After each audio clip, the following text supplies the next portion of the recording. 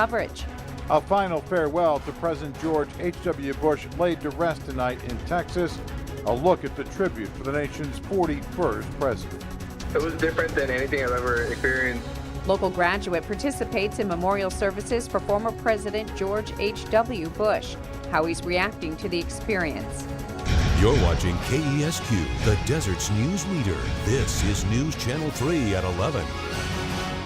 Hello, I'm Karen Devine. And I'm John White. Rain continuing to fall on the valley floor tonight, closing down Village Fest in downtown Palm Springs for the third week in a row. We have First Alert Storm team coverage. News Channel 3's Lauren Coronado has been all over the valley tonight. She's still out there following up on storm-related problems. And we begin with First Alert meteorologist Patrick Evans in for Haley, tracking your conditions. And Patrick, has some heavier rain at times tonight, as you told us to expect. Yeah, absolutely. This one was kind of as we drew it up. But look at what the patchwork of watches and warnings and alerts shows us. We've got an aerial flood advisory that covers the Salton Sea. Portions of the valley headed east out of the Coachella Valley and then the rest of the county. And also as you head down into Imperial. Then you look at the flash flood watch, which is going to expire at midnight. We've got a dense fog advisory up north that covers much of 29 Palms and parts of the Mojave. We've got a winter storm warning in our mountains and then also a winter weather advisory in the mountains outside of Los Angeles. Why? Because there's still snow coming down. You can see this north of Cherry Valley up around the Big Bear area. Snow falling. There's a little bit of snow still falling at the top of the tram. A lot of snow fell. If you get to the mountain station at the top of the tram, you're going to hike up toward the ranger station in Long Valley, and you're going to find as much as a foot of snowfall. Still rain here on the Coachella Valley floor, stretching from really the Central Valley all the way down to Coachella. It's fairly light right now. There's still another band of moisture that's going to move through, so I think we're going to add to our rainfall totals. What do they look like? Well, they're impressive. We've seen as much as a foot of snow or more up in Long Valley. Big Bear, 7+ inches of snow at the highest elevations. Palm Springs, we've recorded 4/10 of an inch of rain, nearly a third of an inch of rain in Thermal, and also over 4/10 of an inch in Palm Desert. And I think by the time we're all said and done, we're going to be slightly over a ½ inch of rainfall across the entire valley.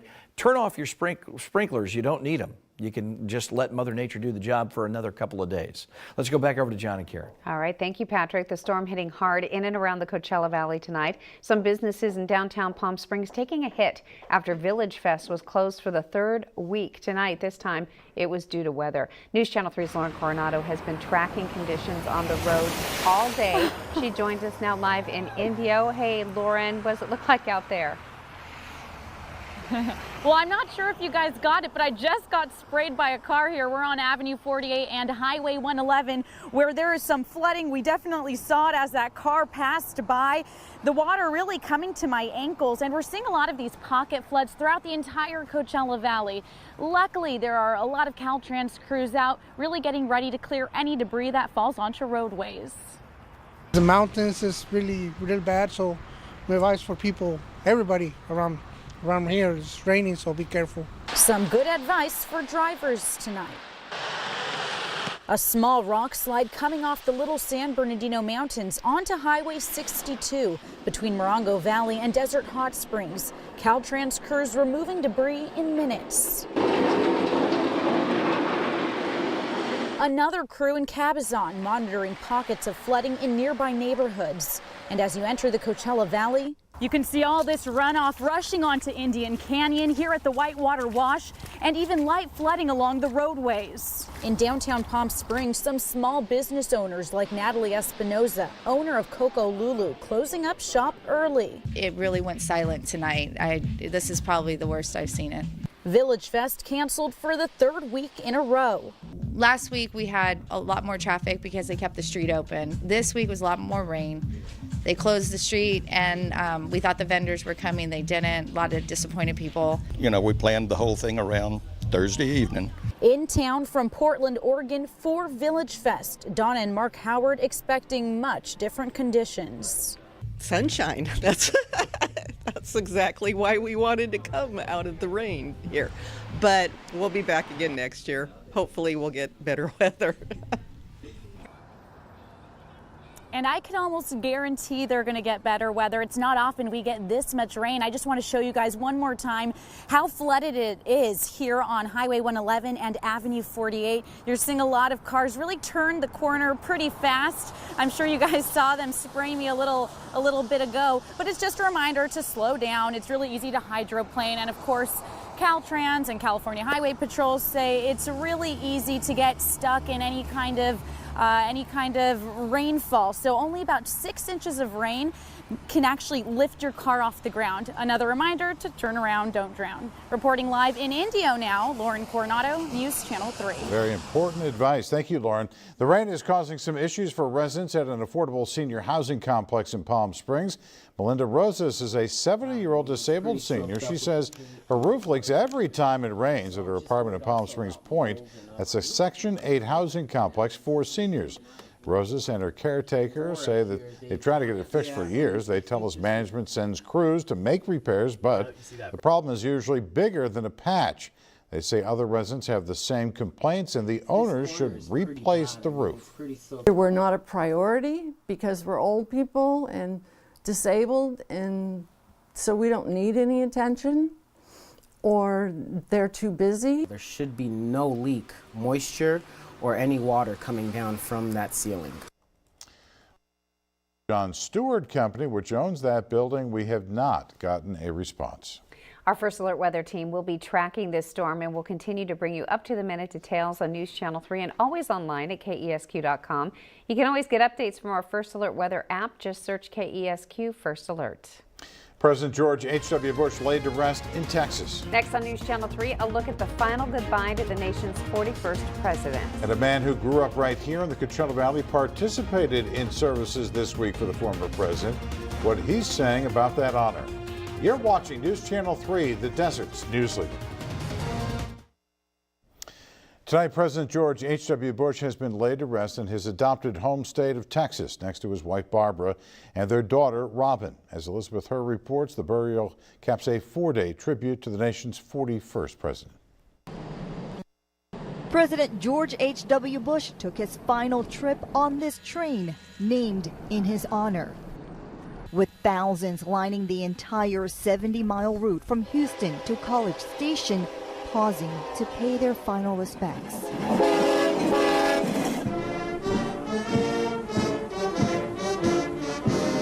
The Navy also honoring the former president, flying over the burial site with 21 fighter jets, the largest ever missing man formation. Bush 41's journey home beginning on this day at the same church. The Bush family said goodbye to their matriarch, Barbara Bush, in April. Thy kingdom come. The private service for family and friends included musical performances and moving tributes. From grandson, George P. Bush. It's the honor of a lifetime to share his name. God bless you, Gampy, until we meet again. And longtime best friend, James Baker.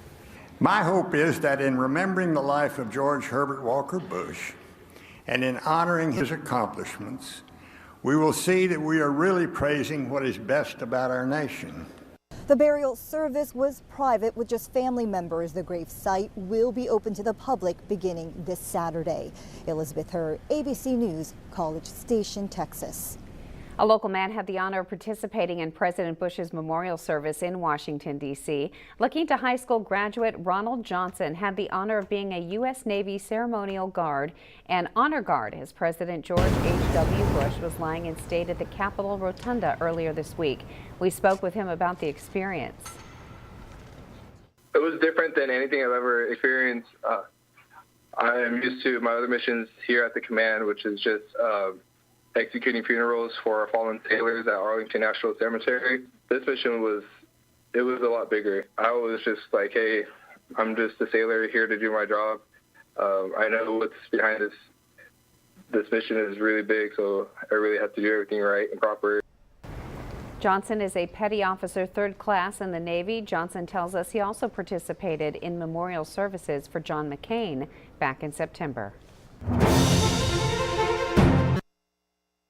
On Your Vote 2018, final results have yet to be announced in the very close Indio City Council District 2 race. Challenger Wayman Furman out in front of incumbent and current Mayor Michael Wilson. Furman now leads by 156 votes. Wilson announced Tuesday this week that he would ask for a recount, claiming a practice called ballot harvesting may have cost him this election.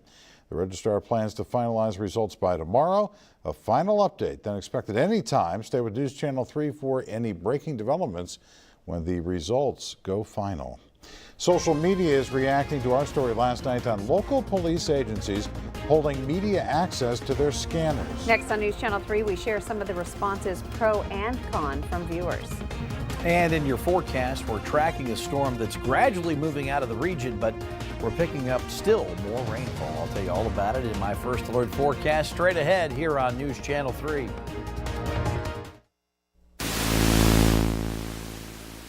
Radio silent. We have reaction tied to our story last night on 5 local police agencies ending media access to their radio signals. News Channel 3, the Desert Sun, and NBC Palm Springs joined forces on reporting this story that we feel to be an important matter of public safety and accountability. We're getting a lot of reaction now from our viewers and readers, both pro and con. One viewer posting this: I agree with this decision. If the news would report accurately and not try to fill in the blanks with assumptions, maybe people would care more. On the other side, kind of makes you think what they're hiding. Then there's this. I follow this News Channel 3 feed because my parents live in Palm Desert. You report in real time denying access is counterproductive. Then, excellent decision, about time. I would estimate this would be the best thing to happen in maybe 50 or 60 years. From Twitter, what does it mean? Transparency exposes corruption. They don't want that? And another tweet, terrible. Well, they will lose all the money they steal. Right now on our website, you can find our full report, Radio Silent, explaining some of the issues involved here. We also have a link to the Desert Sun's very in-depth report. Just look for Radio Silent on our homepage at kesq.com. The Federal Aviation Administration is investigating a Southwest flight that skidded to a stop today during heavy rain at Burbank Airport. As Andy Rose reports, if not for concrete blocks designed to crumble and slow down the plane, this could have ended more violently. To tell you the truth, I kind of got into a kind of a emergency preparedness talk. Passengers on board Southwest Flight 278 heading into California's Hollywood Burbank Airport braced for impact as their plane skidded off the runway. And he just braked, and then we stopped. But he literally and so we were all whoa. Mud started hitting the windows, and then you could see smoke and water, and I started noticing the plane going sideways. And then we came to a stop, and I noticed that we were right up against the retaining wall. The Boeing 737 finally coming to a stop and crashing into a collapsible part of the end of the runway, designed to stop a major disaster and bring a plane to a screeching halt. At the time of the crash, heavy rains dropped visibility at the airport to less than a mile, relentlessly drenching the area with nearly a month's worth of rain in just a few hours. Southwest putting out a statement saying, "We're refunding the cost of customers' round-trip airfare and including an additional gesture of goodwill." There were 117 people on board, and luckily, no one was injured. I'm Andy Rose reporting. Unfortunately, this didn't slow down operations at the airport. It's still open and all airlines are operational. Only this one runway was closed. Now, First Alert weather. Rainfall continues across the Southland tonight and even here in the Coachella Valley. We are expecting rain to gradually taper off in the overnight hours after midnight, so we're still a little ways away from that, and I think by 3 o'clock in the morning we'll be rain-free, but still a batch of rain out there. It's thinning out. You can see the heavier showers are now dropping off to much more moderate rainfall, and it's still dropping a little bit of rain around Palm Springs. The airport's picking up some rainfall. It's moving on over toward Cathedral City and then dropping down toward Rancho Mirage along Highway 111, but it's mainly now up in our mountains, and then as you move into the high desert, still a batch of rain that stretches all the way down from San Bernardino County stretching along the I-10. So there's still a little bit of precipitation as this area of low pressure swings on through. And the nice thing about this is that once it's out of here, it will clear out very quickly. The additional rainfall is likely to be around another 1/10 to maybe a 1/15 of an inch. It's not a lot, but we've already received 4/10 of an inch of rain and a bunch of snow in the higher elevations. About a foot of snow in Long Valley as you stretch up toward the ranger station there. Temperature-wise, we're in the upper 40s and low 50s around the entire Coachella Valley. The cloud cover kind of homogenizes temperatures, so you're not seeing a big difference in numbers. We're actually warmer up in 29 Palms and Whitewater than some areas on the Coachella Valley floor. You're looking at light breezes, not much going on, and this was never going to be a big wind maker for us, but we did expect it to be a little bit of a rain maker, and it was. Now tomorrow I expect this to dry up pretty nicely, and the dew points are indicating that. They're kind of pointing in the direction of drier air moving in. It's going to take us a little while to scour that out, but we'll see clearer skies as we head into tomorrow afternoon. Temperatures in the low 70s, maybe a few upper 60s at the east end of the valley, and then much more steady between about 67 and 69 degrees West Valley. As you head through the pass, we're going to be in the 50s to around 60. Similar numbers up along Highway 62, though slightly cooler as you head into the higher elevations. Your 7-day forecast, well, clearing out for Friday, upper 60s, low 70s Saturday and Sunday. The weekend looks great, and so does next week. We'll see a few clouds, but other than that, we're looking at low 70s, slightly above our seasonal averages, and those overnight lows stay in the mid 40s. We're going to be cool in the morning hours. You'll still need that light jacket or sweater. You dug them out. You can keep them in use, but those daytime highs actually warm up just a little bit. Remember, though, we don't stay at that temperature very long, so that's the peak of the temperature during the day. It happens around 4 o'clock, and we cool off pretty rapidly as we head into the evening hours. Karen and John? Sounds fabulous. Thank you, Patrick. It's been over a month since Riverside County Sheriff Stan Sniff lost the midterm election. Next on News Channel 3, what he had to say about the election in his first interview following his loss to Lieutenant Chad Bianco. You're watching the Desert's News Leader. A News Channel 3 exclusive, I sat down with Riverside County Sheriff Stan Sniff, who lost his decades-long job on Election Day. It was a nasty campaign with more than $2 million spent on the race in total, with the end result being Lieutenant Chad Bianco handily beating out Sniff. The sheriff tells us he is now looking forward to a change. I've been honored to serve all the 2.4 million citizens that we've done. But it is time for probably a change, and the voters signaled that. I accede to that. I'm going to transition to a new phase of my life. Sheriff Sniff spent 11 years as Riverside County's top cop, and he says he has no regrets. To hear what the sheriff plans to do next, visit our website at kesq.com. Tomorrow, representatives from the Department of Consumer Affairs will meet at Brightwood College in Palm Springs to help hundreds of local students with their options. Brightwood's parent company announced yesterday all of their for-profit colleges would close following the decision to pull their accreditation.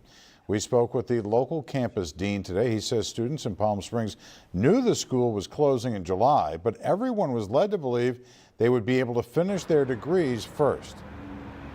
I would be willing to bet that the people at the top are still going to get their bonuses. The investors are still going to get their money. You know, somebody's making some money at the top at the expense of their employees and their students. Our calls and emails to Brightwood's parent company were not returned. Students are now calling other local colleges, hoping their credits will be accepted and they won't have to start their certification process again. And city council members in Cathedral City celebrating a groundbreaking for Cathedral City's downtown amphitheater park. 5, 4, 3, 2, 1, shovel! The 2.5-acre park next to the city's parking structure will seat more than 2,900 people. The new downtown amphitheater park to be built at the northeast corner of Avenida Lalo Guerrero and Cathedral Canyon Drive. The city received a state parks grant in the amount of $1.4 million for an outdoor amphitheater and park area next to the Civic Center building. It'll be a remarkable opportunity for community events and to bring our communities together. We've had several events in the downtown area, and this is going to make it awesome to be able to have this and have it available for the community to be able to use. Construction is set to begin in January. It's estimated to be completed in September of next year. Well, sports is up next tonight at 11. High school hoops highlights as the reigning league champs look to be good again this year. Plus, the duel in the dungeon. Palm Desert and Shadow Hills meeting on the mat in a highly anticipated wrestling showdown. You're watching News Channel 3, the Desert's News Leader. This is the best local sports show with sports director Blake Arthur. I've often said that wrestling is one of the coolest sporting events to watch live. If you've never been, you got to check it out. Honestly, it's intense, it's fun, and you never know what can happen. The duel in the dungeon. Palm Desert, Shadow Hills meeting on the mat in a highly anticipated league showdown. We'll start with the 113's Palm Desert freshman Ibrahim Ahmed. This kid was a state champion in Virginia before coming here. Go Cavaliers. He wins over Jacob Hernandez, so points for Palm Desert. 120s now, Justin Rodriguez. The toss and the takedown for the Aztecs. He's going to win over Francisco Larios, and PD builds their lead. But here come the Knights. 126 weight class. Look at Christopher B. The takedown. He's going to defeat Justin Rodriguez. He's fired up, and rightfully so, getting the crowd into it. The dungeon, the Knights faithful. There it is. Shadow would make a comeback. 132's Evan Scott for Shadow Hills. He gets the better of Nathan Ramirez, and the Knights are back in it. It was a great duel, but PD would pull away late as they win it 43-28 over Shadow Hills. That's the final in a good opening league match. There is the final score, 43-28.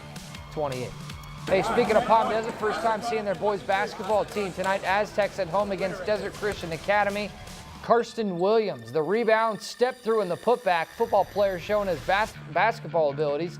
Then Jared Wilson, the three off the feed from Max Ralph. Hey, Jay, where's that high top fade at? Love that last year. Looks like he cut it. Good offense here by Palm Desert. Devin Lopez for two. Lopez can play. We all know that. And PD, they are very well coached. Jim Servant has his team looking good. They got to share the league title last year with La Quinta. This year will be a lot tougher in the new league. PD defeats DCA, no problem.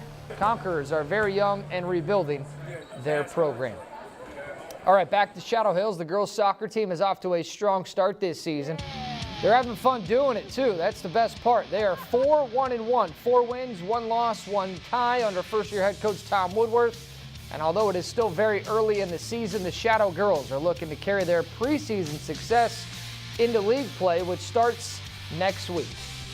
We are confident enough to perform, but we are also humble to play and to play our game and to be a team. So far this season has gone really well, and I'm really happy with just the way that our team has been playing together, and we're really forming a great chemistry. We're ahead of schedule. We didn't plan to be where we are today, but the girls have put in work. They've been working hard to what they want to become and where they want to get to in the season.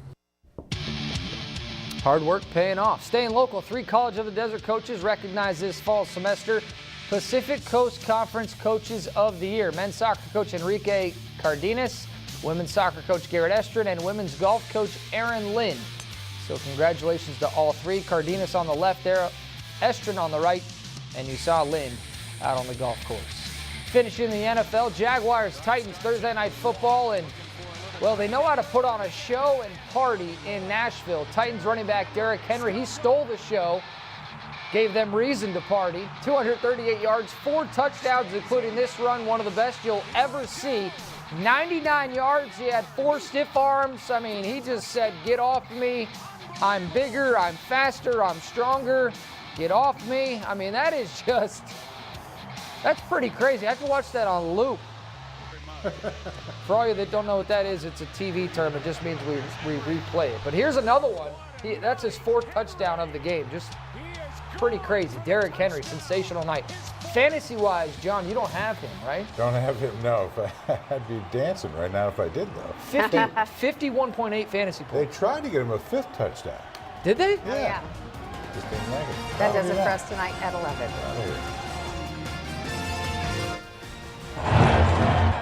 They didn't give us much warning on that, did they? Nope, she said.